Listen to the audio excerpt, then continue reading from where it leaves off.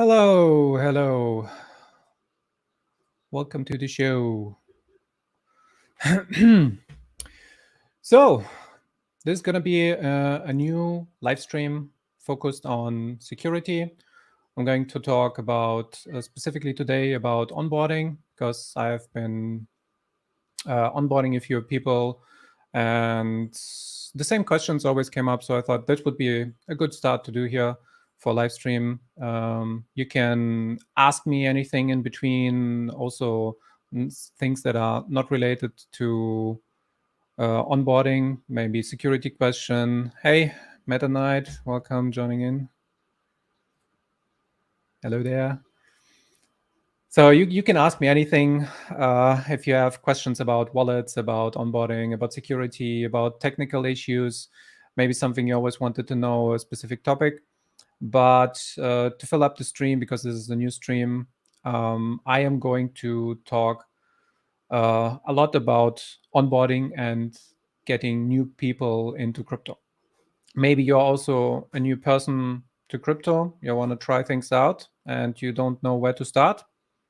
I'm trying to educate you on all the things you need to know, and I get you from zero to hero, basically. So let's see. And sorry, this is a new stream, so I'm struggling a little bit with the setup. Let's see that everything is working, and I hope people can hear me. Oh yeah, mic should be working.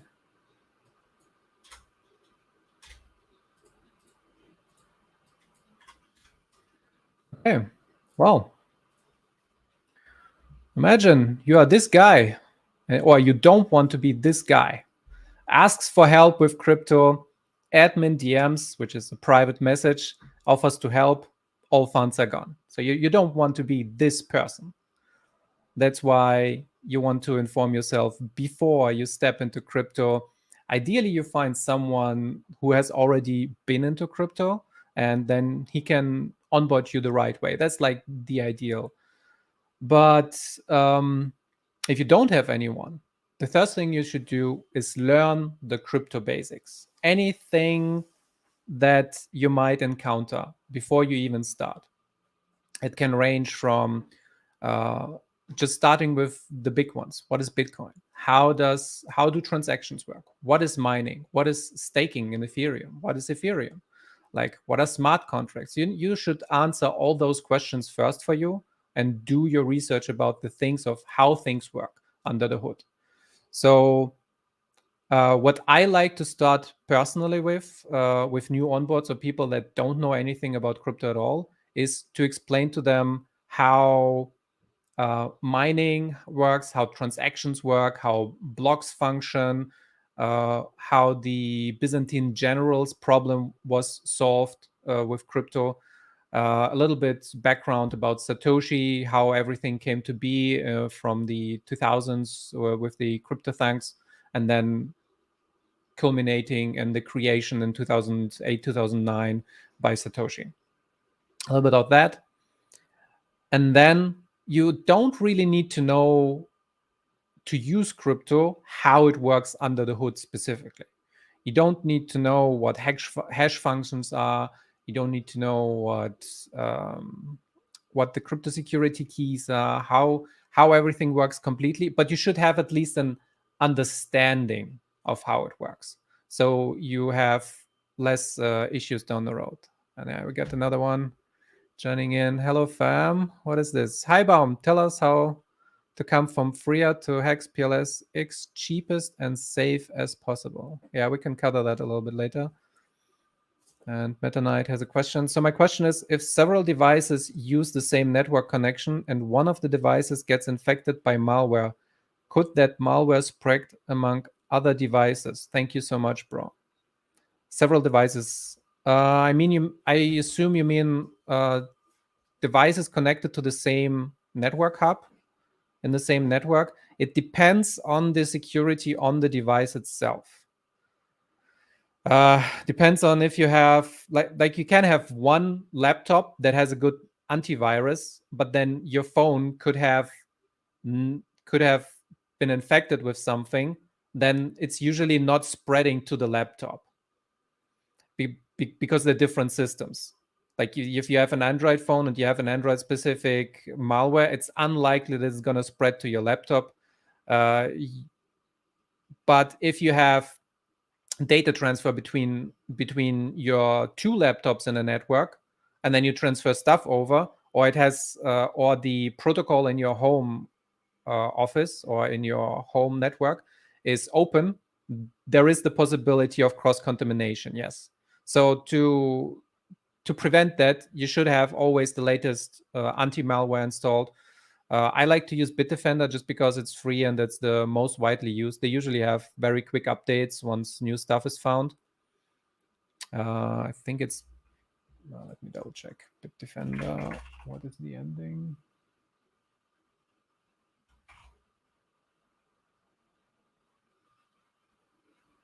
I think it's .com. Yeah, it's bitdefender.com.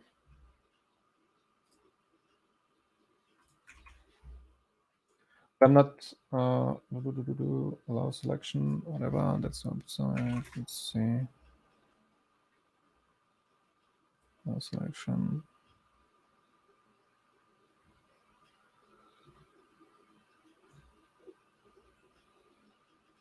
Yeah, I'm not going to bring that up. But yeah, to back to your question, Bitdefender is a free antivirus, and then that can prevent you from cross-contamination if there is a virus that transmits via networks.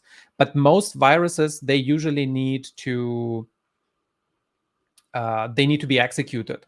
Most phishing scams, most malware, it wants you to press an exe and then it's infesting into your system. There are a few exceptions that self-execute or set themselves up into the boot sector, and then once your PC restarts, it starts with it as well.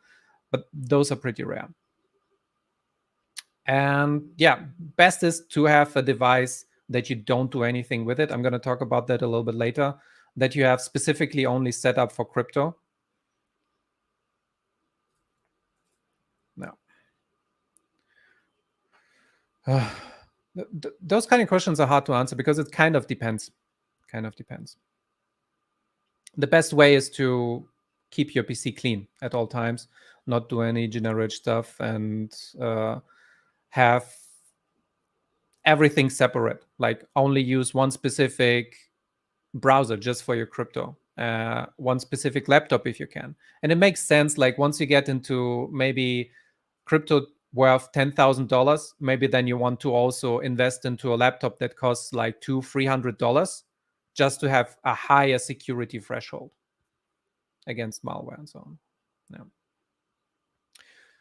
Yeah, but if you're new to crypto, you want ideally to get somebody introducing you to all that stuff and get you prepared in advance. So you clear out your PC, you clear out your phone if you have to, if you want to use phone, which I do not recommend. Do not use crypto on your phone, very bad.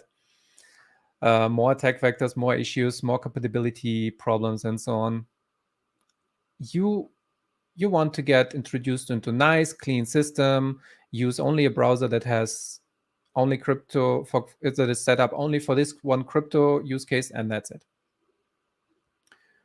So, but getting back, I like to start off, before I go into all the security itself, with the basics, as I said, about how is the structure of addresses functions? How are keys created? What is a public key?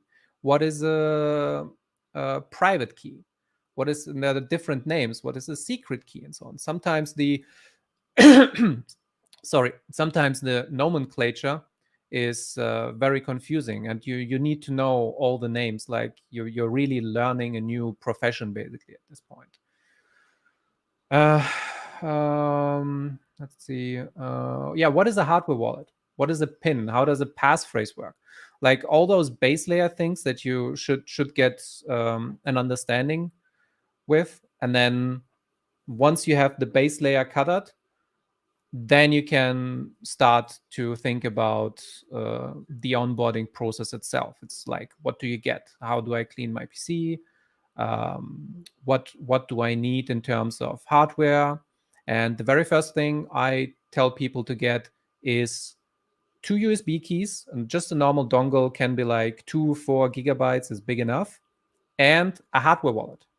Doesn't matter which one you get, really. You can, the two major brands are Ledger and Trezor, and they both have positives and big negatives. There is a big war going on of which is the best. There is also new wallets coming up, and there is companies. It seems like almost every other month there is a new hardware wallet created. There is around 100, no, not 100, but probably 50 in total different hardware wallets that you can get. Some are only specific to Bitcoin. So if you are planning to do something DeFi with your crypto, and you know in advance, that already limits your options. And I'm thinking that I always recommend Ledger or Trezor, whatever you like best. I have personally both lying around. Do I have them here? No, I don't have them lying around here, but I have both, and they are the most widest adopted. So there is lots of support for it. There is also lots of fake support, scam support for it. So you have to watch out for that. But the software is known. It's easy to find guides. It's easy to find somebody who used those two and then can explain it to you. If you get some really obscure Bitcoin only just released 2 months ago, or some weird junky thing from Thailand or China, then it will be hard to find any help on that if you ever have issues with that. Just aside from being limited on not being able to do anything on Ethereum with it. Yeah. So Ledger or Trezor and 2 USB sticks. With the USB sticks specifically, you would want to set up, if you have Windows 10 Pro, you would want to set up the BitLocker. This is an encryption system for your USB keys, and you're only going to store crypto-relevant information, but not your seed phrase. You're going to save stuff like what are your addresses. You might save hints to your passwords, your email accounts, and so on, just so you can remember stuff. So you don't have that highly sensitive information on your normal PC. Because if you do get a malware at some point and they're sniffing around on your PC, they would be able to extract that. But if you have it saved separate somewhere, or if it's okay for you, you can also write some of those things on paper. You can do that, but I prefer a USB stick. You do have to watch out for bit rot though, and that is specific to USB keys. You have to charge them every year or so, and exchange them if you want to prevent that. That's also why you're getting 2, so you have a backup copy. If one breaks up, you can still use the other one. Then the second thing I tell onboards and new people is to create a new email address that is crypto only. So you are going to set up any email provider you want, really. Some people like to go the really hard route with some Proton email, privacy, security. It's really not necessary. The easiest is probably Gmail or Microsoft email, anything that allows you to add an authenticator and to be secure at something that's easy to use. Because if you're going to use this crypto email, you are going to set up usually an account with an exchange. And the exchange has all the data anyway and can link you back to that email. So your privacy is already out the window at that point. The only thing you save yourself from is that nobody knows your name at the email provider, I guess, but you can just add a fake name to the email address, and that's it. So I'm thinking the easiest one is just Gmail. And then you can easily add the Gmail the Google Authenticator to the account. And then also at the same time, you're gonna remove the SMS alerts from your mail. It doesn't matter which mail. Most of them try to set you up with like the major free setups, the 2FA, which is usually on authenticator, the 2FA SMS, a recovery device, which is usually a phone. So you connect it straight with your device on Android or on Mac. And there is usually backup codes, one-time passwords, they're called. You want to save all of those and make sure that nobody else has access to them. You can either print them out or you can store them on the USB keys. And what you can also do is you can have a backup of the authenticator stored securely, so you don't have to deal with customer support.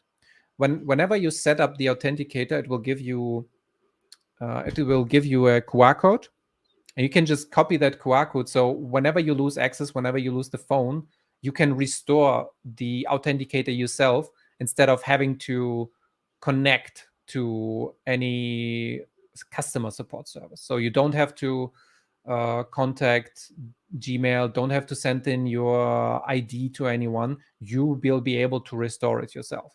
This is like the self-custody mantra that you would like to follow in crypto anyway.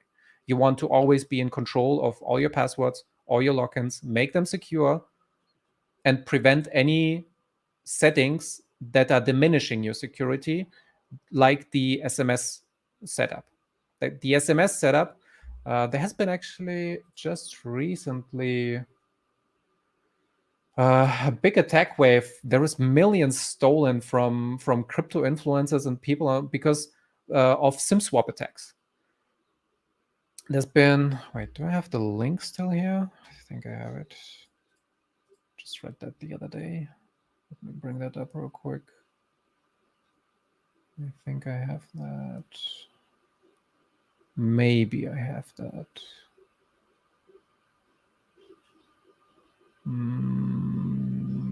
Doesn't seem to.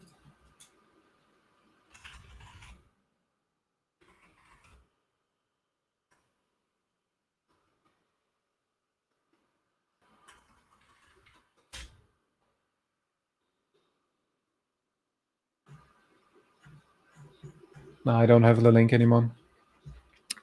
But yeah, there was a big attack recently with SIM swap attacks. They have stolen millions of funds just because they phone the carrier and then they send in fake IDs. They gather maybe some information that they got from you and pretend to be you. Or they sometimes even have insiders at the company working for that carrier, or they pay someone off. And they reset the phone, set it to a new phone number, and then just reset all the accounts that you usually have access with your SMS alerts with, or with your SMS 2FA authentication. They can then reset the password to themselves or change even sometimes the email and get access by themselves, which is really bad. You're basically compromised just because you used SMS alerts. So never use SMS alerts. Always remove it. Then the next thing you would set up is your exchange account, and you're going to do a similar diligence as with your email. You're going to create the account first. You use your crypto-only email. Then you're going to check for security settings. You're going to remove, if possible, the SMS alert. You're going to set up an authenticator, and you can do that at really any exchange that is available to you in your area. I know it's different depending on where you come from in the world. You will have a different exchange, but the biggest names are Bitstamp, Coinbase, Gemini, Kraken. Those are the ones that come to mind right now. There is 20, 50 plus exchanges that are really big and well known, and you have to find the one that is serving your country and is working for you, that allows to deposit and withdraw. For Europe, I would suggest to use Bitstamp, and for America, I would suggest to use Coinbase. Yeah, the two biggest ones. So then you make sure that your authenticator is set up on on the exchange, and then you leave it be, because usually you have to send in your passport and your KYC details, so your name, your home address, and so on. All the things they ask. Sometimes the really good exchanges and the ones that are usually operating in government environment where there is higher KYC requirements, they're gonna do like a FaceTime video of you. You have to speak or say something into the video. You have to show your profile. You have to hold your ID maybe next to your head, but it's usually very easy to do within like 2 minutes. And then it takes maybe an hour to, if it's taking a long time during the bull market, it can take up to 2 weeks. I've waited 2 weeks at some point. But right now, it's the best time to set it up in the beginning of the bull or the bear market, when the exchanges don't really have a lot of people asking them. So the support is really fast in the bear market or coming out of the bear market. And you can just set up a bunch of different ones. So you have different exchanges that they can use at any time. If one of them decides to close your account, to lock your withdrawals, or to hinder you in any way. So you have the ability to spread out to multiple accounts and say, okay, I'm just gonna use another one while this one I'm trying to get this one back up. And it is also good for security to have multiple accounts, because then you can send for bigger batches. Let's say you're a big whale, or you're making enough money, a lot of money, and you say, okay, I'm going to put in 50,000 or 100,000, 200,000, $500,000. You don't want to send it all to one exchange in one go. You want to spread out a little bit, have multiple options, and also portion it a little bit. So you have, maybe you send 20,000 to that exchange, you send 50,000 to that exchange. If you are in the range from up to $10,000, I guess it's not worth it though. So usually most people that are trying to DCA and slowly are just trying things out to start with, just to dip in a little bit, maybe $500 or $1,000 to start out. As somebody who's new to crypto or somebody who you are onboarding, it's usually not necessary. You start with one exchange, but it's good to have other options. And then you start to deal with your hardware wallet. So you should ideally order that one in advance, actually.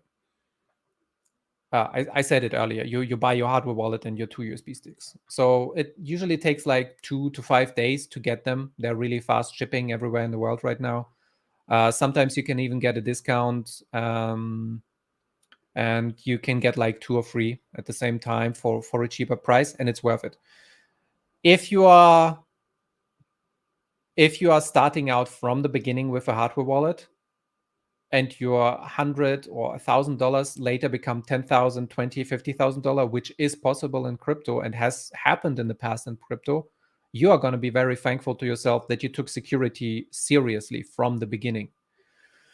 So you want to set that thing up as the very first thing before you even do any transactions from your exchange wallet.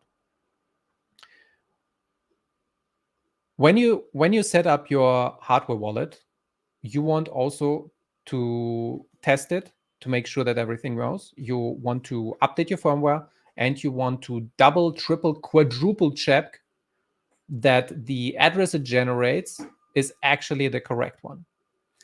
And I also recommend to always set up a passphrase. The system is kind of similar on both Trezor and on Ledger with the passphrase use. So, but they save it differently. The Trezor doesn't allow you to store it in the device itself. In Ledger, you have the option to save it to a pin if you want to, but you can also never save it to the device if you want to have that extra security of never saving it anywhere, except for your backup though. So you get your hardware wallet, you unpack it, you update the firmware, you connect to the software, you make sure that it's genuine. There is for both hardware wallets, there is guides on how to make sure that they are the real deal. Never buy the hardware wallet from a retailer like on Amazon or on eBay, because there is the possibility that somebody cracks the device open, installs some shady version, or installs an additional chip that uh, that messes with the algorithms that create the keys. And there have been cases where actually faulty devices or like cracked hacked devices have been sent out by hackers. So you have to be careful with. Always order from the original seller, which is ledger.com or trezor.io. Then once it's set up, you generate and follow the instructions for the wallet to generate your 24 seed words. Some wallets allow you to only generate 12 seed words, which is reduced security. So right now you can theoretically do 4 words quite easily. 5 and 6 is theoretically possible with server farms or 3-letter agencies. So 12 is still safe, but I would just be cautious, err on the side of error, and do 24 words. Like ideally you want 24. And I know that this is one of the things that I don't like about Trezor, by the way. It only allows you to generate a 12-word seed words unless you do some extra programming steps and install a specific client software where you change stuff and then you can manually type in commands to make it work. But it's a hassle. If you can generate a 24 seed word in Ledger, you get it natively. I like that feature in Ledger itself, that it comes and generates its 24 words right off the bat. You write that down, ideally 2 times. In the beginning, you write it down on paper because you're gonna burn this paper later, but you're gonna need it in the beginning on 2 copies just to be sure that you don't lose it. Double and triple check that you write the correct words. And the device will also ask you to double check the words itself. So usually it's not a big issue. Once you get that, you will also try to make a really good passphrase. And the passphrase is an additional word which is attached to the 24 words that you generated before. Usually for a seed word, you got the 24 words and then you got the word mnemonic as the base word.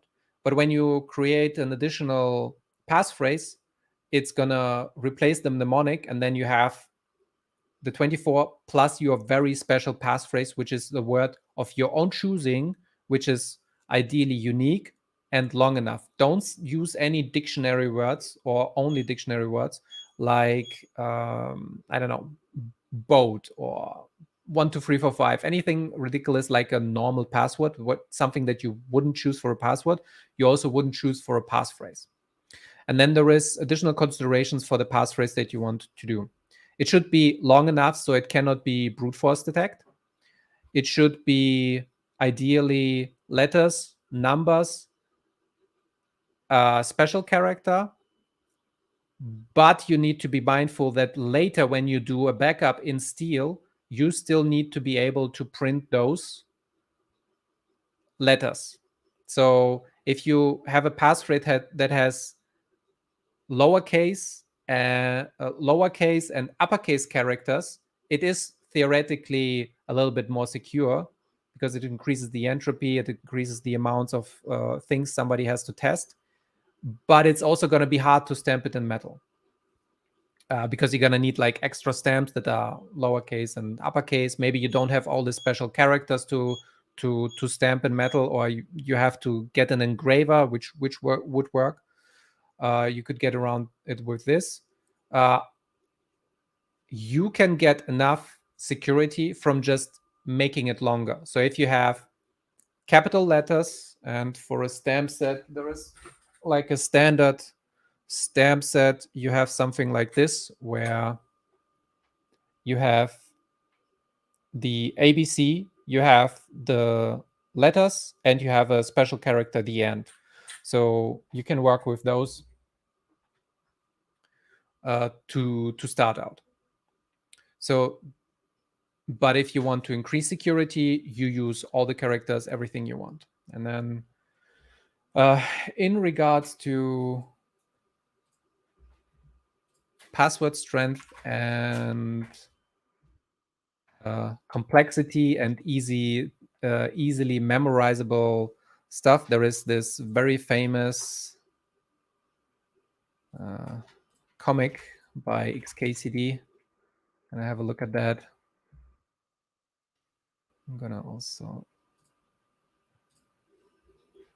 copy that link to the chat in case somebody wants to see it or save it. So there you go. We got the password troubadour and free. So you have to like order is unknown, you have the caps, you have the substitutes of 0 and O. It's a very uncommon word. The punctuation and so on. There is the 28 bits of entropy. It's kind of easy to brute force because there is not a lot of things to guess. But the longer you make the password, now suddenly there is 44 bits of entropy, and it's much, much harder to just brute force this. And it's very easy to remember just because it has more characters. So correct horse battery staple is a simple phrase that you can remember maybe even in 20 or 30 years, especially if it's something that's common to you. But troubadour and free, I used the 0 instead of the O on the first place, and I used the lower capital U. That's really hard to remember for a normal sized human brain. Like maybe if you're like big brain, yeah, you can remove it. Go ahead. Be happy with your superior passphrase. I'm just thinking that for the average user, you should use something that's easy to stamp, easy to remember, and easy to manage. And that can be anything that you're familiar with. Maybe you say something like Friday night super party, or Friday. Let's have one with the chat. So we had meta night earlier in there. Meta night. So you could have meta cruising night floats or something. This would be a lot of entropy because it's a lot of characters. And then it's a high password strength. And maybe you want to add meta night is cruising through the night 01. So you have also numbers in there. Yeah. So once you have your passphrase, you write the 24 words and the passphrase on your paper 2 times as a backup, and you leave it at that. Now, the next thing you should do is create a wallet for self-custody. You never want to leave your crypto on an exchange. A lot of people that are new to crypto, they think it's easier and better to store the crypto on an exchange. But this is a trap, a giant trap, and millions, actually billions of dollars were lost because people stored their Bitcoin on FTX. They stored their not just Bitcoin, their crypto on FTX. They stored their stuff on Celsius, on middleman platforms. They stored their Bitcoin, their crypto, where somebody else was controlling the keys. Somebody else created the seed word, and managed everything for you. It's easy. It's like a bank, but it's also not self-custody, and you can get robbed. Basically, you are not in control. There is this really nice phrase in the crypto community that is saying, not your keys, not your coins. This is the most important thing to learn in crypto in the beginning. You want self-custody and you want to set up your own wallet. There are many wallets out there, but not all of them have DeFi compatibility. So if you want to go with something that is really sturdy and has only, say, the use case for Bitcoin, and some coins actually can't even have a different wallet because you're stuck with that specific chain or coin. You have to use the wallet. But if you are on an EVM chain like Ethereum, Pulse Chain, whatever, Binance, and so on, they're all using this similar system where you can use any of the major wallet brands that are out there that are connecting to DeFi, and those are usually able to hold any crypto in connection with your hardware wallet. And most hardware wallets will have the capability to hold most coins anyway. There is like a few exceptions. Like I believe last time I checked, Solana was not supported by Trezor. Somebody asked me. I think that was the one. So there are weird outliers. If you want to prepare for that in advance, research which coin you want to buy, and then make sure that the hardware wallet you get also supports that wallet. So then the next step would be to install the wallets. So the most common ones are metamask. There is new shiny stars coming up, which is the rabby.io, the getaurox.com, and the internetmoney.io. There is also a few other well-known, like Trust Wallet, but they have a lot of compatibility issues. Doesn't work. There is the Coinbase wallet, also compatibility issue. Can't be used for everything. Not everything has Wallet Connect. There is the really old school wallets like MyEther wallet. I would suggest to use the one which is most spread, has the most support in terms of information about it, which is updated fast and is convenient, which is right now currently still MetaMask. This is the easiest to use because there is so much information about it. But if you want a better version of MetaMask, I would actually use Get Aurox or the rabby.io wallet, because they're kind of improvements, but as a new user, there is not a lot of information about it. Maybe you have like fringe issues with it and so on. It would be easier to get somebody who is completely new to MetaMask first, and then expand later once they're more used to crypto, to something which is more bare bones, like the internetmoney.io wallet, which was released just recently, and it has just the basic functions, so you don't have everything yet. Then in that wallet, it depends on the wallet itself. You're gonna set up the wallet itself, but you're gonna set up a dummy wallet, and you're never gonna use that one. The dummy wallet is a protection because you have the hardware wallet itself. You are in some wallets require you actually to set up the dummy wallet before you can connect the hardware wallet as well. So there is that. And we got a question. Let's see. Hello, Baum. Basic noob question. What do the string of words create in terms of cryptography, and why do they have to go in the exact order? Thanks. The string of words, I'm assuming you're referring to the seed words. Yeah, so basically it's an algorithm that translates the words to numbers so that the machine can read them. And then the numbers are converted to zeros and ones so that the CPU can read them. That's basically it. It's and the order is important because if you change the word, it also generates a different number in the end, because the algorithm itself is set, but because you change just one aspect of the code, then the output is different for the algorithm. And this is why it's also very important to have good backups, because if you have just one word written down wrong, you will never be able to recover if you lose that hardware wallet, because your crypto is actually not stored on the hardware wallet. It is stored on the blockchain. This is a very a very big shift in understanding that people, especially that are new or onboards that I talk to, that they have to go through. The crypto is not saved on your laptop. The crypto is not saved in your wallet file if you create it on your laptop.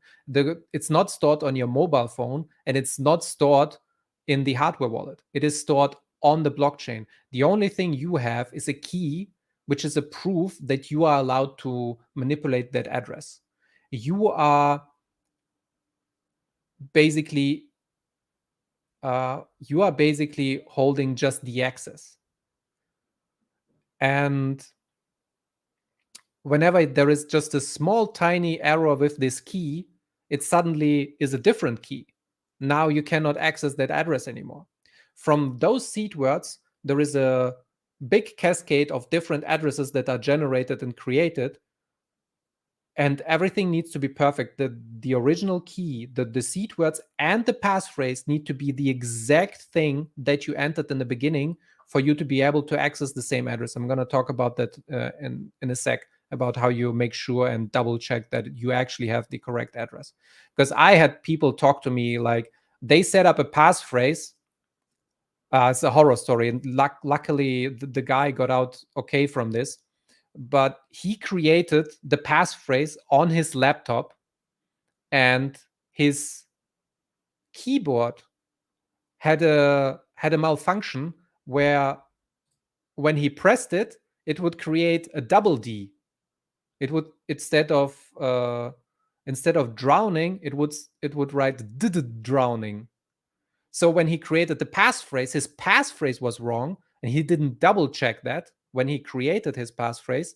Then he couldn't restore it later. And he was just very lucky because I went through all the steps trying to find out where the fault is, why he couldn't access his wallet again, that he remembered at some point, oh yeah, I had that broken keyboard. Maybe I'll try to press the D twice. So I tried to restore that wallet, which is a different one, and it's generating a different key for him to access, which then in turn access a different public address. Yeah, the seeds generate the public and the private address, which is which is also referred to sometimes as the private key, and then you can manage those. He was very lucky, that guy. That's why you need to always double and triple check. So where was I? Lost a little bit. I talked about setting up the wallet, setting up the passphrase, and saving this. We were setting up the dummy wallet. Once you have set up the dummy wallet, you can then connect your hardware wallet, and you're going to check which address you are generating. You're going to write down that address, and you can store it on your USB stick that you have in a text file. Usually it's enough, just so. Yeah, the sticky key. Yeah, he had. It's almost lost thousands. So I don't know how much he had, but probably thousands of dollars would have been lost if he didn't remember that he had that sticky key. So you want to where was I? I'm lost again. You want to double check your seed phrase. and then you move on to check which addresses it is generating. You write it down. You have your address, and now you're gonna do all the setup of your hardware wallet basically again. You're gonna restore your hardware wallet. You're gonna factory reset it. This gives you two things. One, it shows you before any risk how to do it. So you learn how to restore your backup. You make sure that the backup is actually working, and you have a peace of mind for yourself that everything works, everything is secure, and that it's actually going to generate the same public and private keys for you. So you go through the process again. You connect your hardware wallet again, and then hopefully, if you did everything correctly, you from your paper backup to the hardware wallet to your actual software wallet, you connect it again and you check, did this generate the same address again? And then you can make sure, okay, my backup is good. Then you can start actually using your wallet. So at this point, after you've done all the setup, hopefully your funds on the exchange are already set up. Your exchange is set up with the KYC. Usually, like I said, it takes a few days.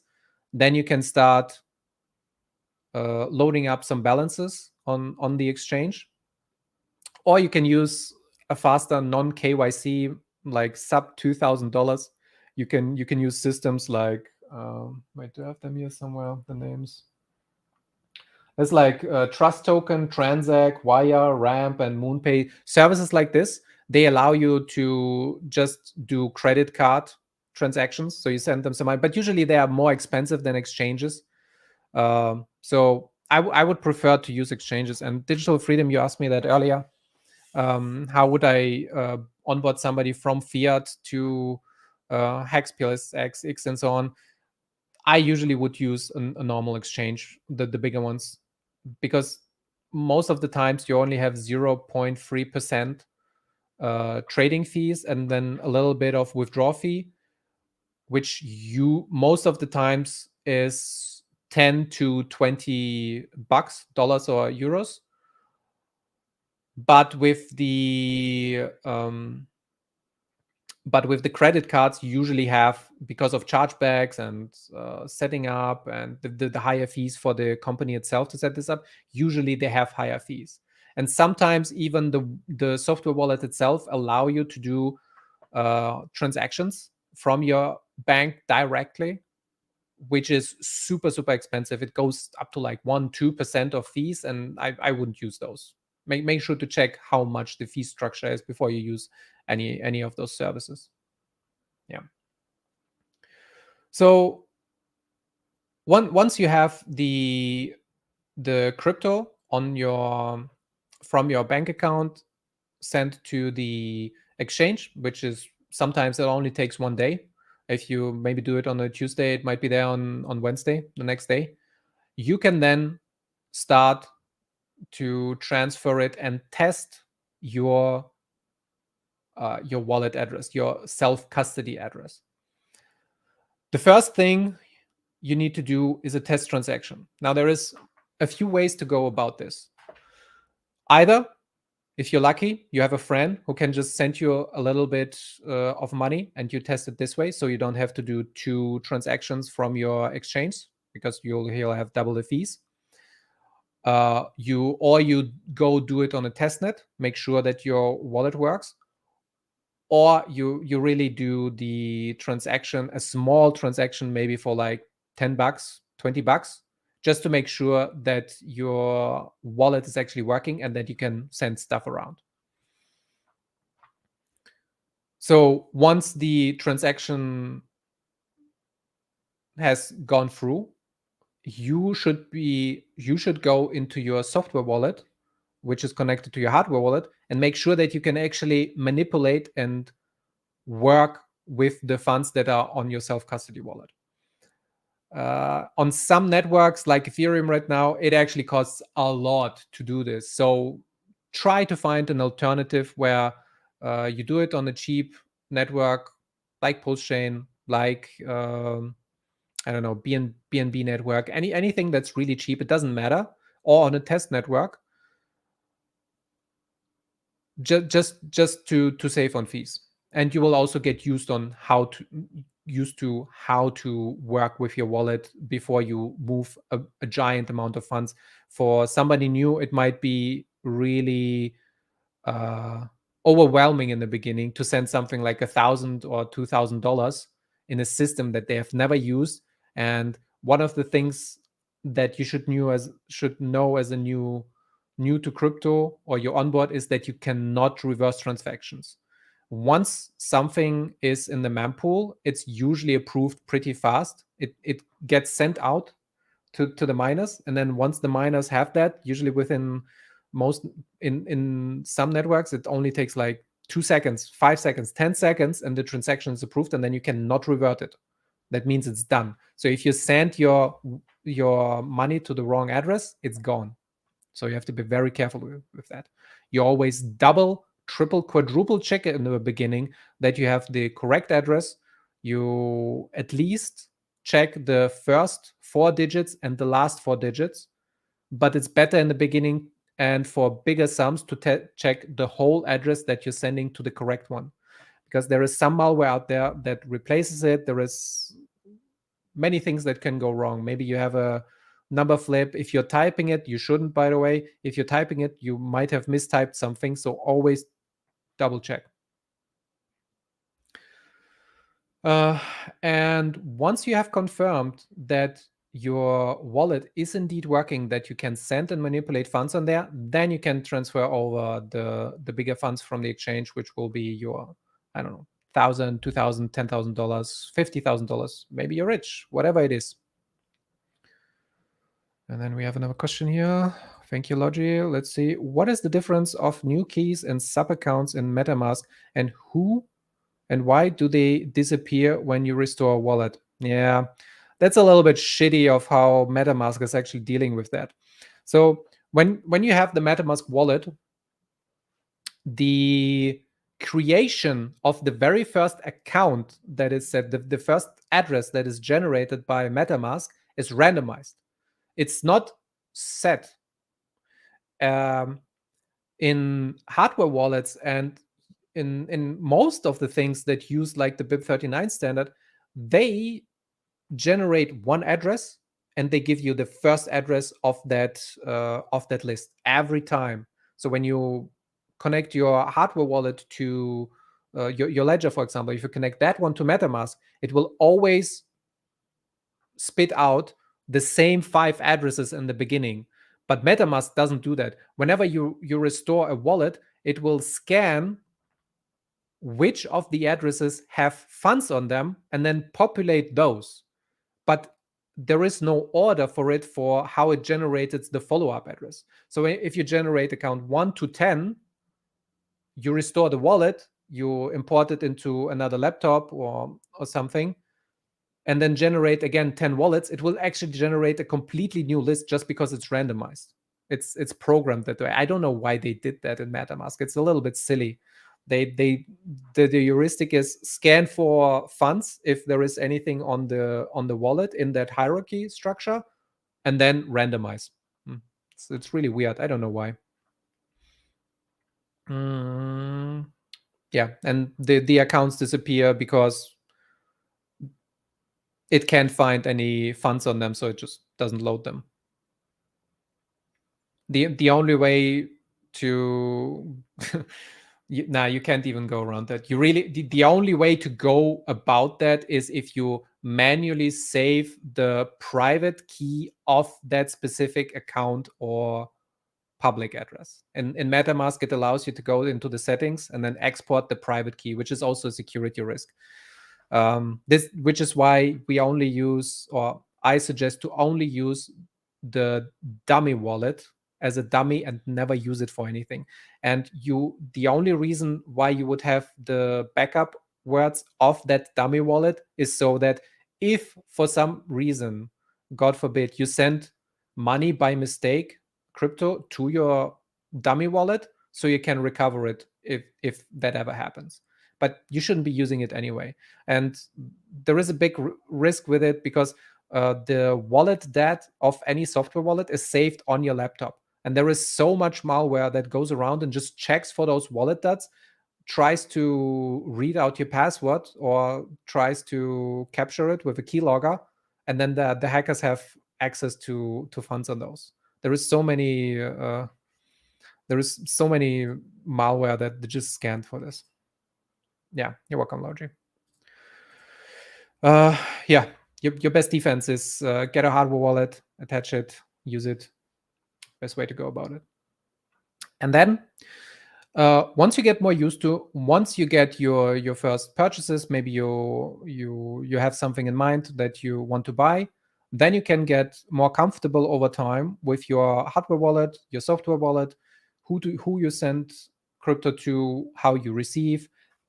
Very important, never share your seed phrase.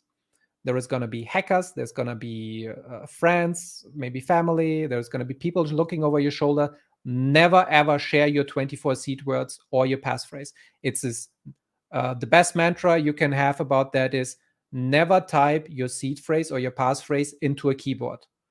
Not in your phone keyboard, not in your normal PC keyboard, not in your laptop, ever. There is really no reason ever as a new user to type your seed phrase into a keyboard. Dramatic pause. Then, once you get used to it, you might want to create a few more wallets, and you can generate as many as you want because the seed word allows you, which is called an HD wallet, hierarchical deterministic wallet. It allows you to generate endless key pairs of private key and public keys, and you can then generate maybe 5 or 10 addresses for you that you partition into different use cases. So maybe you want a wallet that you have just long storage for like the next 2, 5, 10 years or so. Maybe you want this. Maybe you want a wallet. Oh, not a wallet. An address only for staking. Maybe you want one only for a specific coin. Maybe you want one only for trading. Maybe you want one only to connect to a specific DEX. Maybe you want to have a degen wallet where you're just testing new stuff. Maybe it's a little bit junky. You don't know if you want to cross-contaminate your addresses with the other stuff. Or you maybe just want to have a different wallet for privacy, so you can pay people and you transfer funds from something like Tomato Cash or from a different exchange account, so you can fund that wallet and then pay stuff with it without people finding out what other crypto you have. So it's separate. And we have another question. Let's see. Wind mechanic. Here's my experience regarding restoration of MetaMask. The accounts I created didn't show up. If no ETH were on that account, or first, if no ETH was on the account, IOW, no other assets counted. Yeah, correct. And MetaMask itself created the account. Yeah, that's exactly my experience. So it's just really weird how they did this.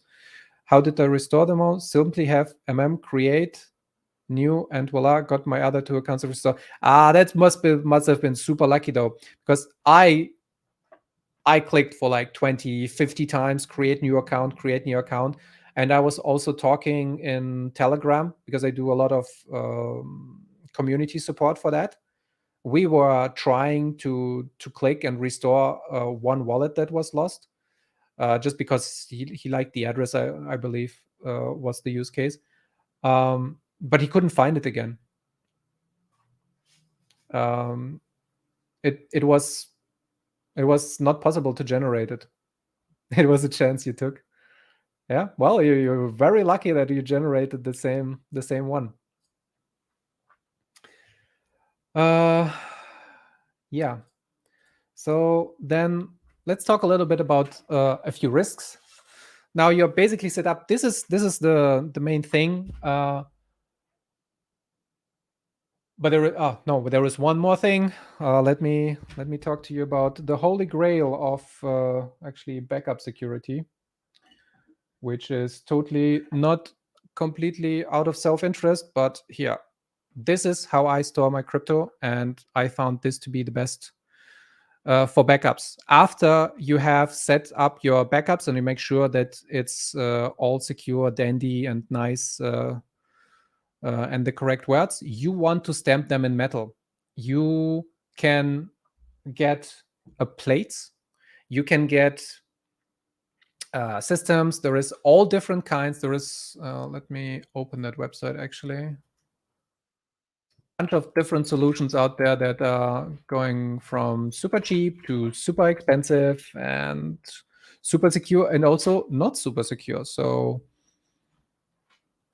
there is a very famous guy which did a lot of pre-work for this, and we are super thankful. Thank you, Mr. James Lopp.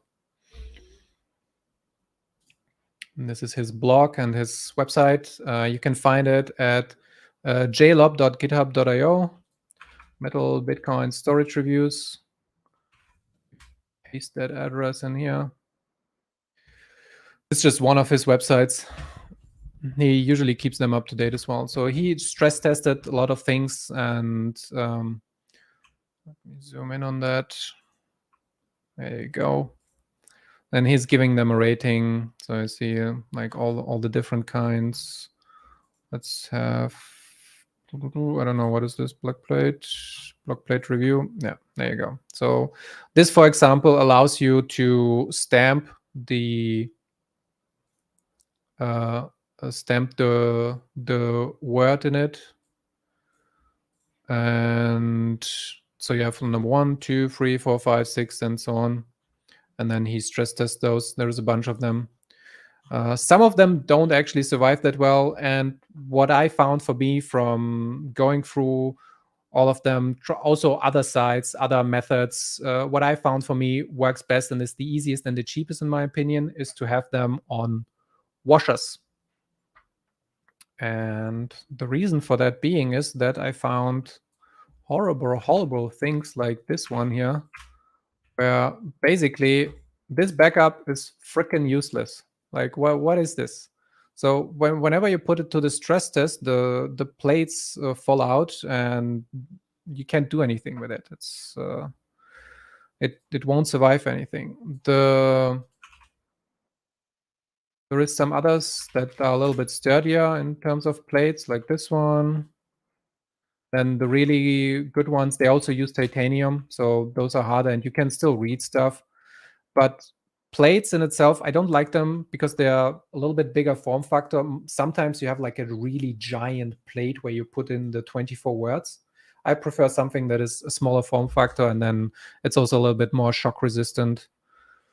And sometimes as well, or fire resistant because it doesn't heat up at the core. So then here, those crush tests.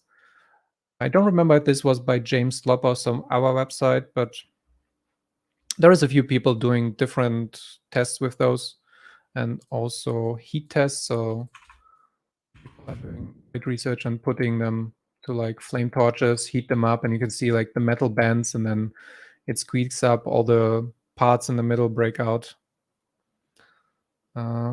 So then there is one guy, which is also a very old method actually, which is going back years and years and years. The old Bitcoiners did this. They are using this setup where you have a bunch of washers.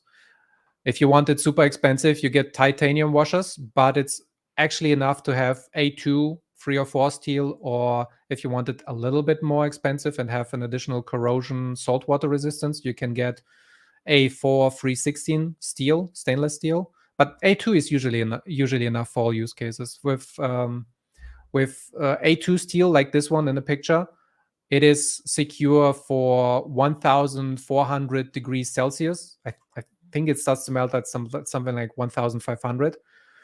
It's shock proof, earthquake proof, waterproof, corrosion proof for a lot of acids and so on. The plates are usually stick stick together, so there is nothing coming in between if you do it really well. And you can put them in an additional container to protect even from more. And then this is, for example, how it looks after. And a house fire only burns at like 1,100 or something, if I remember correctly. So this is what it looked like after it's been taken to a torch. And then about it, the interior is still secure, still readable if you secure it in this way. And this is what you get. So this is let's go back to the normal view. This is my preferred method. And yeah, I like that.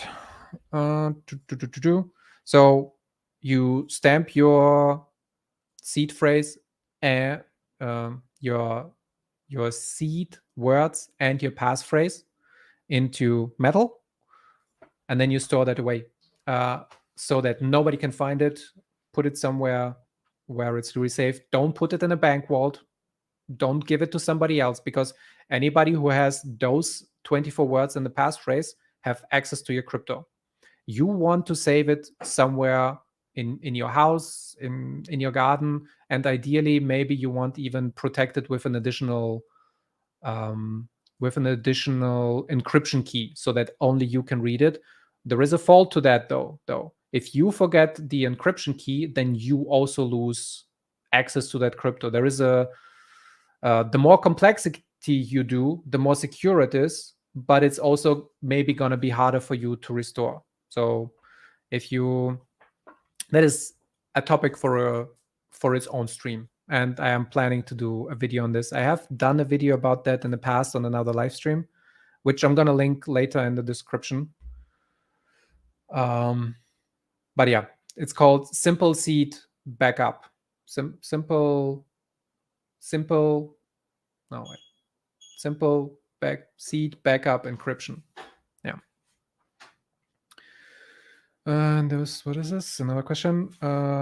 With all that said, one must keep any private key they import to MetaMask. If they wind up needing to restore again, you give an excellent advice. Yeah, but it's so shitty to do. Like if you have the private key of your wallet then saved in some kind of file, or if you try to write it down, you get all those different additional issues there. Did you write it down? Did you have a backup of it? You have it now in your RAM. You now have it on your hard disk. So you must destroy your hard disk, or you must make sure that you never get a malware that reads out all your deleted files. There is all this additional stuff that is really hard to deal with as a new person in crypto. And the easiest way around all those issues is just to get a hardware wallet. It's so much easier. You get a hardware wallet, you have your backups in metal, and you're good. You're safe from most of the things that can really destroy your crypto life. Yeah. Let's go over real quick. Do I want to show a few more pictures maybe? Yeah, this one. This one is a nice one. I love this one. Banana. Crypto. I think this is the cryptosteel, it's called. And if I'm not mistaken, they are sold on the Ledger store as well. Like it's really hard to restore it from this sometimes. And the things inside you have to read one by one, each letter. It's really flimsy. And if you break it open or something inside breaks or bends, it's really hard to read it, and you might never be able. So if you pull it out and it somehow breaks, it's going to be all over the floor. You won't be able to restore it. As with these, if they fall on the floor, you have the number, you have the word, and then you can even go one step further. You can do a setup where you do also the number of the BIP39 list, which is an additional security for you for the restoration. It's much better in my opinion. And the more redundancy you have in your backup for restoration, the better, the safer you are. Great stuff. Thank you, Logi. So your seed words in Eve are the same as on Postchain, right? Yes. Any seed words that you set up in your BIP39 standard can be used on any network. The standard is that it's any network that is supporting the BIP39 standard of seed phrases. They can be used anywhere. It's just generating a different type of private key depending on the structure that they set up. Basically, let me show it to you as a graph. Makes it easy and simple. Yeah, this is by the way a really good blog. Share it in the chat real quick. So you have this one, the by James Lopp as well. He's talking about how it works, and then I'm gonna scroll down. I'm gonna set it up. This is how the seed generation works. You basically have. Can you actually see my? Well, let's do this. So you have your 24 seed words here. This is your seed. This is why it's called the seed. Why it's because it's generating everything from here. And then depending on the wallet type or the network that it's used for, that seed, it can create different kinds of private key pairs. So in this instance, let's say this is the right, cool. Let's say blah.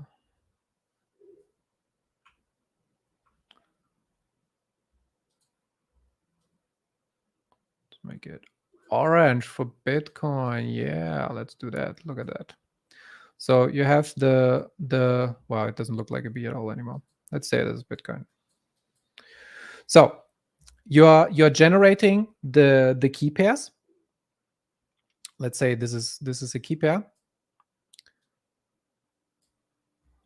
And then this is the specific path the HG wallet creates for this one seed pair. And then if you select the path 42 instead of 44, it then generates a different kind of seed pair. And you can all manipulate that as you want in some wallets. Maybe on Ethereum, you're gonna go into this one. So we got, let's use the cool Ethereum logo here. Gonna be like this. You are generating this wallet, public and private address. But then on Pulse chain, you are actually using the same because it's following the same derivation path as on Ethereum. So any EVM chain, which is, for example, Binance, Pulse chain, Ethereum, those are the three like big known ones. They all use the same derivation path, and therefore all the public and address, the private and public addresses that they generate are the same because they follow that one derivation path. Let's see, did I answer all city words are the same on pushing? Yeah, okay. But this is basically the explanation of how the derivation path works. And then another network would go into another derivation path.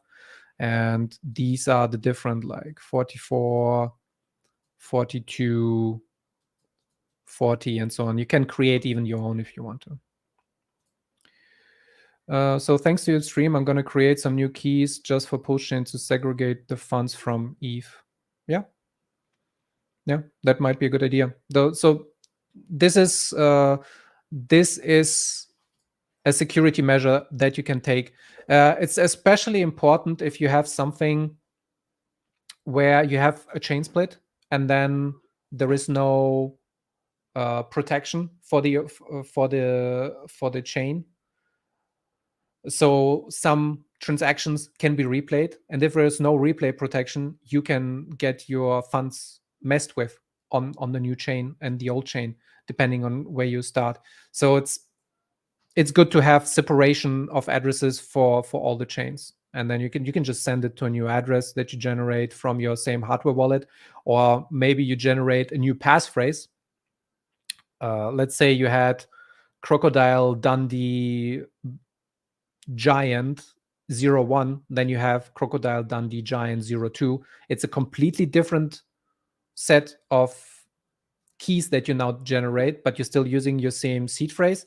You're using a somewhat similar passphrase, or you generate a completely new passphrase, and you're super secure. And now you have completely new addresses that are separate from your original ones.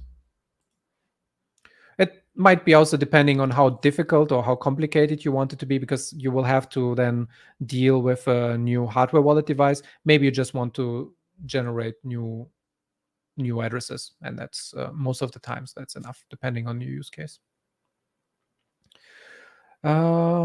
Okay, so where was I? I was talking about backups in metal, in stems, and shameless self-plug real quick. I have an Etsy store. Look at this stuff. If you want a complete package and a jig that helps you the stamping, you can check out my store, Bound Crypto and Etsy. Let's see. Hey, Metopian, thank you for the shout out. Hey, this Baum legend. Thank you very much. You get the different jigs here. Also, if you want to buy just the jig, got different ones like Bitcoin, Ethereum, Hex, Postchain, some other stuff. Even B9, look at that, B9. And also some cookie cutters. Yeah. But that gives you, if you want the full package, it's like stamps, the A2 steel for free backups, the jigs, and you're good to go. And then you can even expand that very cheaply, because one of those, I didn't talk about that earlier. One of those things, this costs only like $4, maybe $5. So you can easily expand it. If you want to have more backups later, you maybe start out with 3 or so, but then it's super cheap to add more, or just create some for your friends. If you're starting out, it's really easy to get them the stamps. You just lend them to them, and then they're good to go. Okay, but let's get back on track, and that is, what are you doing with your crypto? Is now secure and safe and done. Now you have to watch out for what you're going to protect yourself from, and this is mostly scams, so you don't end up like this very, very sad person that is going to come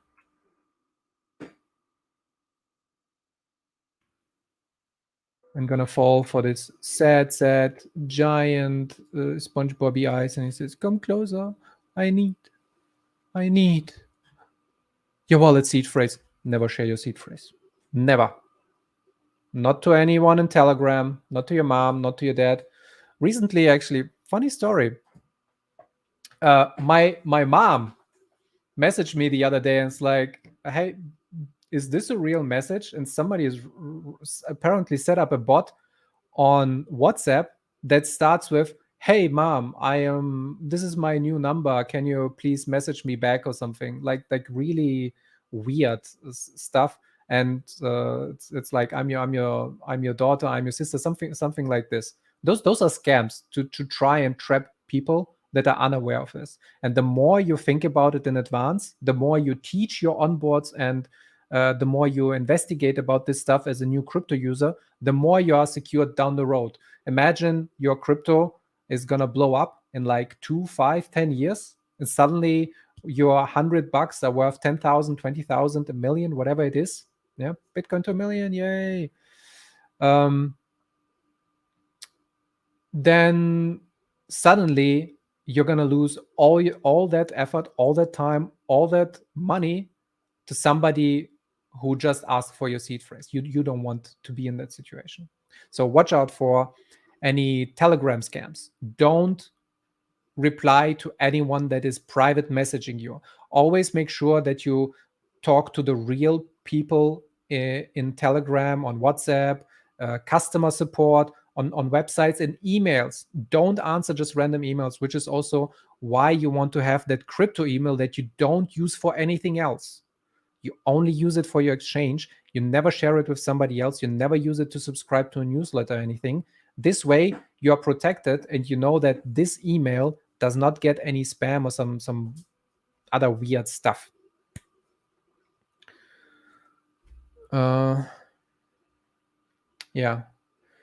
There are YouTube stamps here on YouTube. These you've seen them in the bull market. Usually, there is a bunch of web streams that copy the streams that are available from usually famous people like Vitalik Buterin, from Richard Hart, from Elon Musk, from any crypto YouTuber really even, and then they set up like a message under it: send 1 ETH, get 2 back. Like it's really sad that people actually still fall for that.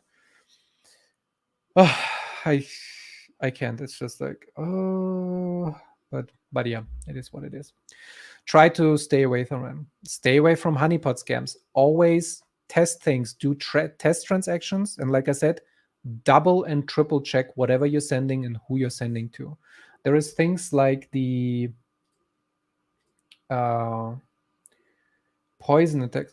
Do I have that somewhere here? Actually, one moment.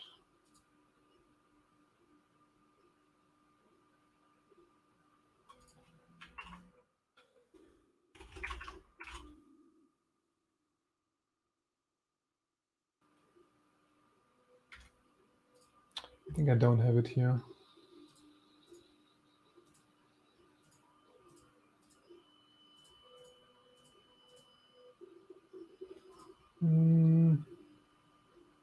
No, that's going to be for another stream. But yeah, you have the poison address attacks where you are set up with your wallet. You're doing a few transactions, and then somebody is just sending you 0 transactions, and you reply or send something back to that address by mistake instead of sending it to your own. They try to make it look like your address, so you have to look out for those things.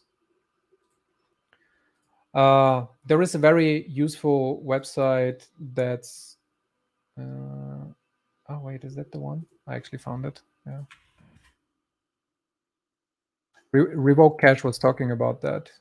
The zero value phishing stuff. Yeah, let's bring it up. Yeah, they sent you zero balance, and then it looks like you were sending it in your wallet and you're returning it to a fake scammer address. So you have to look out for that. There is the honeypot scams, and ideally you also want to get comfortable with using revoke.cash, which is very handy. Do I have to connect? I'm not connected. Let's connect real quick. One moment.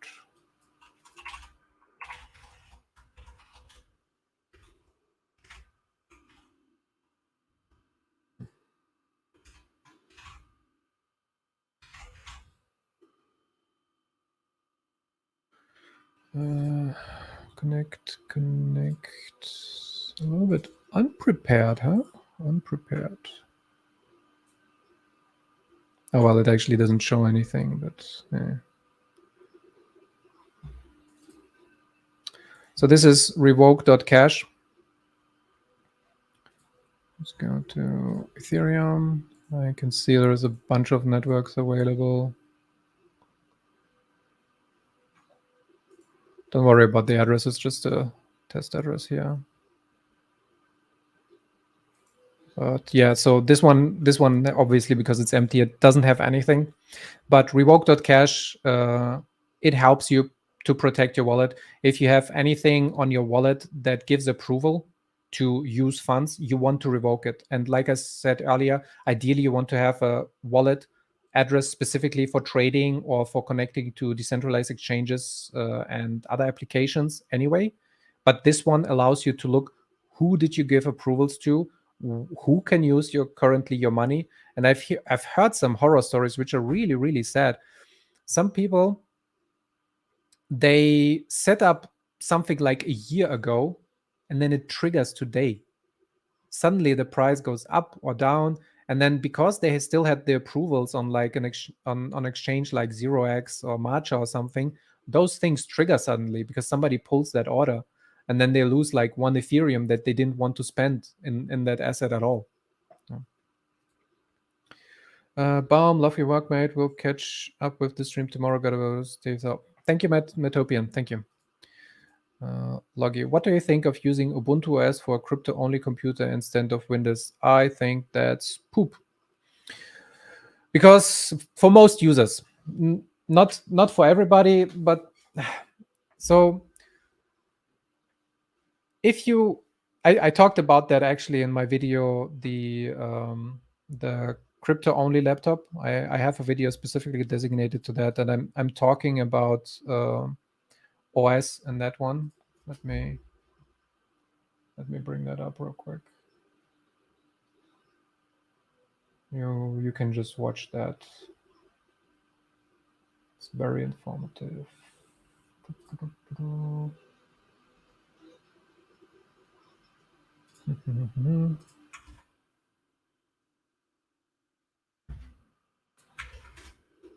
Go here.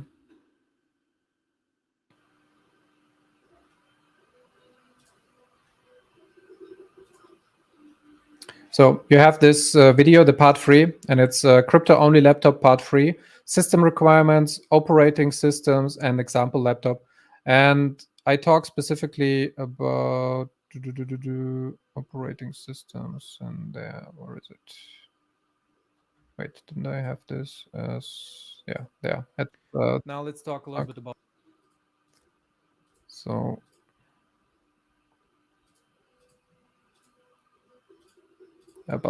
So yeah, here's your quick summary. Avoid Ubuntu and derivatives. They really have like bad user experience recently. They used to be the go-to, but it's really shit. They have this auto update, the snap feature, and they have reduced security. There is compatibility issues. You have stuff like Pop OS and Mint. You have the Tails OS, which is specifically designed for Tor, but those are all so overcomplicated that it's really not feasible for a new crypto user or for new onboards to go into them. They have those really nice features where you can just boot from a USB stick. They have that going for them. But I really would stay away from it because you'll have compatibility issues. You'll have installation issues. You might not know how to use the system. You can delete the whole system if you enter the wrong command as a new user. There is not a lot of support. Like it's hard to find documentation for it for some of the things because they're constantly evolving. There are some things that it's okay, that like the deep Debian style that I'm talking about in the video, but it's really only for advanced users, in my opinion. I wouldn't suggest it to anybody new, and I would actually I personally suggest for new users to go to Windows Pro, be it Windows 10 or Windows 11, doesn't really matter, because you're getting easy to install software, it's easy to manage, and you have the additional BitLocker, which you get with the Windows Pro versions, which is an added security feature. So I like that. Thanks, Sam Baum. I watched the video you mentioned. New member here, like, subscribe. Oh, thank you. Thank you very much. Like, subscribe, and share. Yeah, cheers.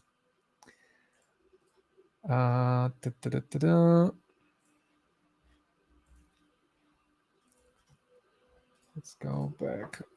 Well, we've been already on this for like 1.5 hours. I think that's a good